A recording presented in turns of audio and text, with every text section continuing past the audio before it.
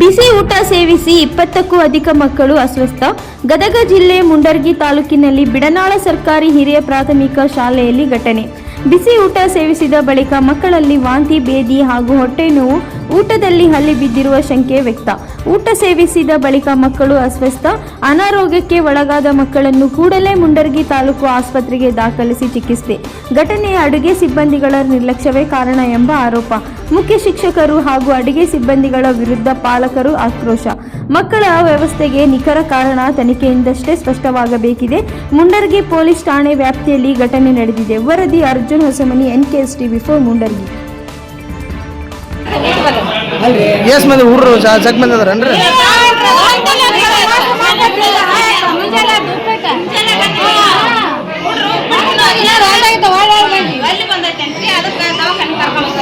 ಏನಂದ್ರೆ ಡಾಕ್ಟರ್ ಏನಂದ್ರೆ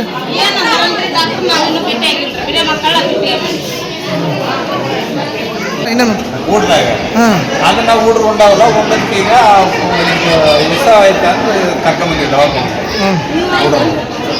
ಮತ್ತೆ ಎಷ್ಟು ಮಂದಿ ಅದಾರ ಹುಡುಗರು? ಭಾಳ ಅದ ಬಿಡು, ಒಂದು 2 ಹುಡುಗರು ಭಾಳ ಒಟ್ಟು ಶಾಲೆನ ಒಟ್ಟು ಶಾಲೆ ಒಟ್ಟು ದವಾಖಾನೆ ಕರ್ಕೊಂಬಂದಾರ. ಇನ್ನು ಮುಂದೆ ಏನು ಹೇಳಿಲ್ಲ ಡಾಕ್ಟರ್, ಅವ್ರು ಹೇಳಿದ್ದ ಗೊತ್ತೇನು ಅನ್ನೋದು ಏನೈತೆ ಅನ್ನೋದು ಡಾಕ್ಟರ್ ಹೇಳಿದ್ದ.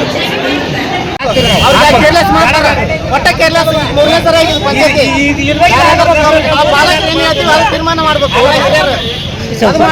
ಸಂಜೆ ಮುಂದೆ ಕಿಲಿ ಹಾಕ್ತೀವಿ.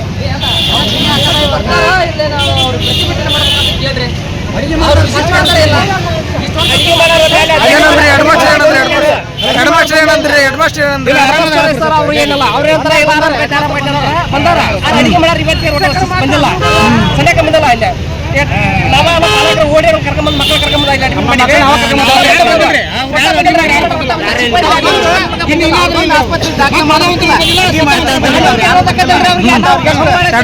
ಹೆಡ್ ಮಾಸ್ಟರ್ ಬಂದಾರ.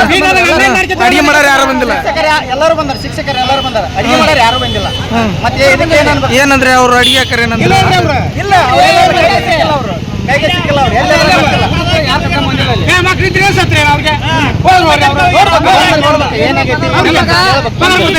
ಇನ್ಸ್ಪೆಕ್ಟರ್ ಎಲ್ಲಿದ್ರು ಬರ್ಬೇಕು. ಇಷ್ಟು ವರ್ಷ ಆಯ್ತು ಸರ್ಕಾರಿ ಶಾಲೆ ಸ್ಟಾರ್ಟ್ ಆಗಿ ಒಂದ್ ದಿವಸ ವಿಸಿಟ್ ಮಾಡಿ ನೋಡಿಲ್ಲ ಅವರು.